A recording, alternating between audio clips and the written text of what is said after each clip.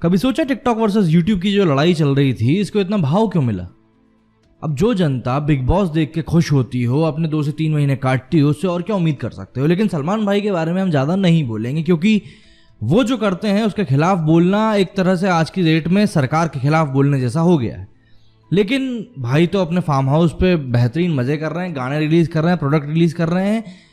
लेकिन कुछ एक्टर ऐसे भी हैं जो कुछ काम कर रहे हैं। सीधी सी बात है, सोनू सूद की यहाँ पे मैं बात कर रहा हूँ। वो बंदा जिसने न जाने कितने तरह के विलन का रोल निभाया और आखिर में काम कौन आया? एक विलन। तो फिर जब विलन ही हमको सब कुछ करके देने वाला है तो हमको हीरो की ज़रूरत क्यों है, या हीरोइन की? जैसे कि दीपिका पादुकोण हो गई और फरहान अख्तर हो गए, मतलब हीरो हीरोइन दोनों ही हैं, स्वरा भास्कर हो गई। ये कुछ वो लोग हैं जिन्होंने अभी जब CAA NRC का केस चल रहा था कोरोना के ठीक पहले, तब इन्होंने खुले तौर पे स्टूडेंट्स का सपोर्ट किया था और ये कहा था कि नहीं, हम आप लोगों के साथ हैं। अब वो बात अलग है कि उसी टाइम छपाक रिलीज हुई थी तो दीपिका पादुकोण का वहाँ पे जाके खड़ा होना एक तरह से पब्लिसिटी स्टंट भी माना जा सकता है। लेकिन सब चीज़ें मैंने आपकी मान ली। अभी इस टाइम पे सोनू सूद ने जो किया है वो करके हमको एक पैमाना दे दिया है उनने कि हम कैसे इन लोगों को कटघरे में लाकर खड़ा कर सकते हैं कि आपने जिन लोगों के जेब से पैसा निकाल के पैसा बनाया है, क्या आप थोड़ा सा सोसाइटी को वापस नहीं कर सकते? CSR कहते हैं इसको ऑफिसेज में, कॉर्पोरेट सोशल रिस्पॉन्सिबिलिटी की। मतलब अगर आप 100 रुपये कमा रहे हो तो कम से कम 5 से 10 रुपये आपको सोसाइटी के लिए भी खर्च करना है। तो क्या ये लोग सिर्फ वहां पे बकर करने के लिए हैं, बोलने के लिए हैं? मुझे ऐसा नहीं लगता। इन लोगों को भी थोड़ा बहुत तो काम करके देना चाहिए, क्योंकि सोनू सूद अगर कर सकता है तो ये लोग भी बाकी कर सकते हैं।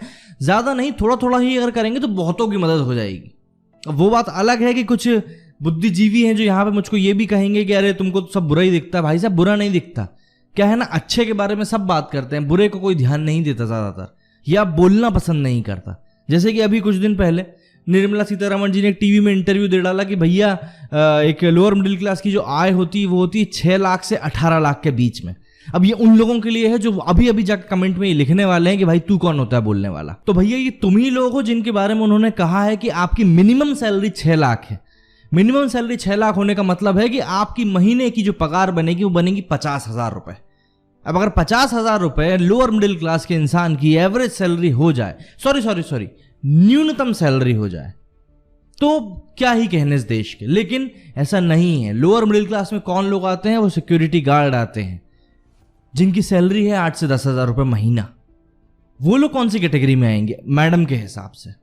मुझे नहीं लगता वो उसका सही सही जवाब दे पाएंगे, क्योंकि उनका डेटा कहाँ से आता है मुझे नहीं पता। कई क्वेश्चंस उनसे ऐसे किए गए, जब उनसे पूछा गया उस प्रेस कॉन्फ्रेंस के टाइम पे, जब वो ये सारे 20 लाख करोड़ का खांचा बता रही थी, कई सवाल उनसे ऐसे किए गए जो उनको जवाब जिनका उनको वहां देना चाहिए था कि मिडिल क्लास के लिए आपने क्या किया है, आप तो ये सिर्फ लोन देने की बातें करो। सब बातें उनसे वहां पूछी गई। उनका जवाब क्या होता था? ठीक है। क्या है यार ये? मतलब आप हम लोगों को पागल समझ रहे हो या कुछ और बात है? क्योंकि मुझे नहीं लगता कि यहाँ पे कोई भी इंसान अगर आपको उस पोजीशन पे ले आके बिठा रहा है तो ये उम्मीद करेगा आपसे सुनने की कि आप बोल रहे हैं ठीक है। पहले आप डिफेंस मिनिस्टर बन जाते हो, फिर आप फाइनेंस मिनिस्टर बन जाते हो।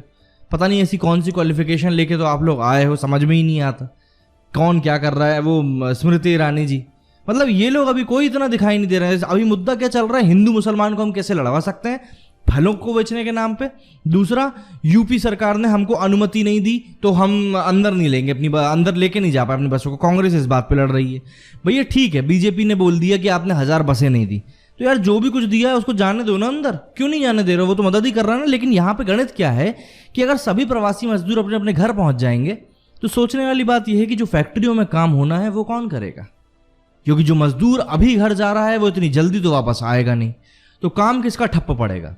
जेबें किसकी गर्म नहीं हो पाएंगी? ये सोचने वाली बात है। कई सरकारों ने ट्रेनें अपने स्टेट के अंदर सिर्फ इसलिए नहीं आने दी क्योंकि कहीं कोरोना ना आ जाए। भैया अगर आपको इतना ही डर था तो ये सब चीज़ें फैलने के पहले, जब लॉकडाउन की शुरुआत ही हुई थी मार्च के एंड में, तब आपने ये सारी चीज़ें शुरू कर दी होती। तब तो एक बहुत कम पैमाने पर था ना। हाँ ठीक है, मरीज थोड़े बढ़ते, लेकिन अभी जो ये अराजकता की स्थिति फैली हुई है पूरे देश में, कम से कम ये तो नहीं फैली होती। लेकिन नहीं, हमारे सामने तो 20 लाख करोड़ का पैकेज को फेंका गया था कि लो इसके बारे में बात करो तुम लोग, और हमने किया भी वही। हमने उसके बारे में बात करी और मिला क्या? अनुदान, लोन।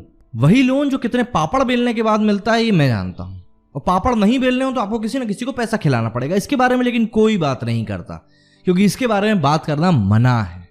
बैंक वाले लोन देंगे नहीं, क्योंकि उनको भी पता ये पैसा तो डूबना है, एनपीए में ही कन्वर्ट होना है इसको, क्योंकि ये चीज पहले भी हो चुकी है, कोई नई नहीं है, सब चीजें पहले हो चुकी हैं।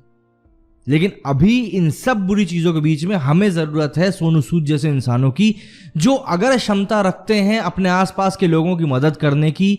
माइग्रेंट लेबर बोलना तो खैर शब्द ही बेकार होगा, सभी के सब भारतीय हैं, लेकिन अगर वो क्षमता रखता है इंसान अपने आसपास के लोगों की मदद करने की, तो वो बिल्कुल मदद करे, ना कि घरों में घुस के बैठा रहे। अब यहां पे ये मत कहना प्लीज कि यार लॉकडाउन चल रहा है, वो लोग क्यों घर से निकलेंगे। भाई साहब, अगर आप नहीं निकल सकते तो आपका पैसा तो बाहर निकल सकता है। आपके पास अगर पावर है उस चीज को खर्च करने की, आपकी जेब इतनी गहरी है कि आप उस चीज को खर्च कर सकते हो। अब दुनिया भर की मैगजीनों में लिखा जा रहा है कि आप दुनिया की सबसे अमीर एक्ट्रेस हो, आप सबसे अमीर एक्टर हो, जो कि भारत में ही पाए जा रहे हैं। क्या मदद कर रहे हो आप? 5 लाख का चेक लिख के आप सोच रहे हो कि हमने सब कर दिया, वो भी सोशल मीडिया पे अपलोड करेंगे उसके बाद कि हाँ हमने चेक डाला है पीएम केयर में। ये हमारी सोच रह गई है। क्या है ना, हमारी सोसाइटी की गलती है इन सब लोगों को बड़ा करने की। हम लोगों को अच्छा लगता है जब कोई शो ऑफ करता है, उनका पैसा देखने में हमें अच्छा लगता है कि वाह यार इसके पास कितना पैसा है, वो देखो कितने अजीब से कपड़े पहनता है, वो देखो कितना अच्छा बोलता है। हमको आदत है इन लोगों को सर पे चढ़ाने की। क्या है ना, बुरा वक्त ही होता है जो हमें बताता है कि आखिर इंसान की असली औकात क्या है। तो अगर इस वक्त में भी आप उन लोगों को नहीं पहचान सके हो तो मेरे दोस्त, तुमको पहचान करने में परेशानी है और कोई परेशानी नहीं है।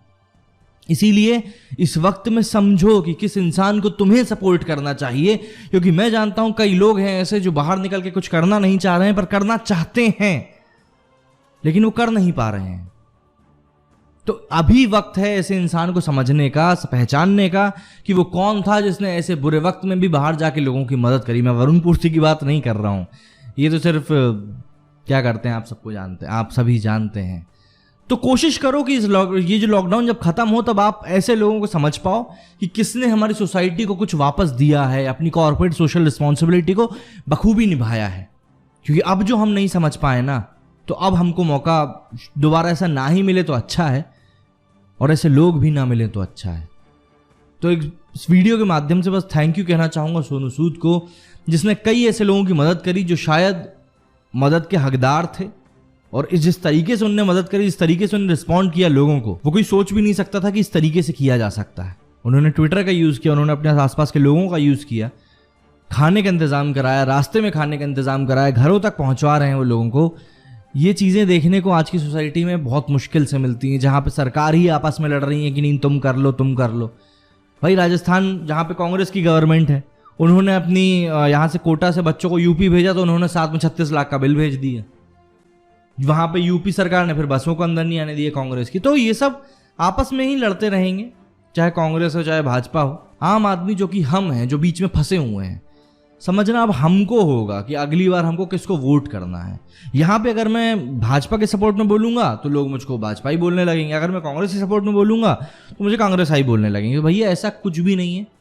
मैं तो किसी गवर्नमेंट का आज की डेट में अगर बात करूँ तो मैं किसी गवर्नमेंट का सपोर्ट नहीं कर रहा, क्योंकि जो चीज़ें बाहर दिख रही हैं ना, अगर इसके बाद भी अगर मैं कहूँ कि नहीं ये फला गवर्नमेंट अच्छी है तो शायद वो चीज़ गलत होगी। मोदी जी ने जो किया वो सही किया, काफ़ी था, लेकिन कुछ चीज़ें थीं जो उनसे छूट गई, उसको सुधारा जा सकता था अगर सही लोगों के हाथ में चीज़ होती तो। लेकिन मोदी जी से बेहतर अभी कोई है भी नहीं, बात ये है। इसीलिए मैं तो किसी गवर्नमेंट का हाल फिलहाल में सपोर्ट नहीं करता हूँ। तो मुझे इस बात के ऊपर तो गाली देना मत, और गाली देने की हिम्मत रखते हो तो कुछ करने की भी हिम्मत रखो। भैया और कुछ नहीं कर पा रहे तो कम से कम मेरे जैसे कुछ वीडियो बना के ही बोल दो, ताकि बात तो बाहर आए कि पब्लिक चाहती क्या है। अभी भी अगर बातें समझ में नहीं आई तो तुमको समझाने का कोई मतलब नहीं है। जय हिंद, जय भारत।